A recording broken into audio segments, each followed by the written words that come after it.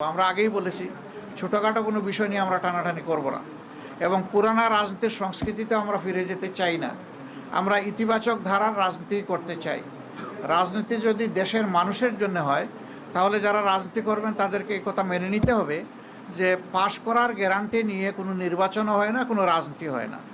আপনি যাবেন মানুষের কাছে আপনার বক্তব্য নিয়ে, মানুষ যেভাবে গ্রহণ করবে, যতটুকু গ্রহণ করবে তাকে আপনার অভিনন্দন জানানো উচিত। আমরা দেশবাসীকে যতটুকুই তারা আমাদেরকে সহযোগিতা করেছেন এর জন্য আমরা গভীর কৃতজ্ঞতা এবং অভিনন্দন জানাই। আর আমরা আশা করছি যে খুব দ্রুতই সরকার তার অফিসিয়াল রেজাল্ট পাবলিশ করার সাথে সাথে আমরা আবার আপনাদেরকে কষ্ট দেব। তখন আমরা আমাদের চূড়ান্ত দৃষ্টিভঙ্গি জাতিকেও জানিয়ে দেব, আপনাদেরকেও জানিয়ে দেব।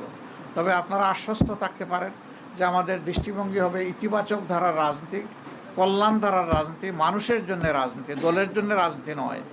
আমরা বিরোধিতার জন্য বিরোধিতা, ওই রাজনীতি আমরা করব না।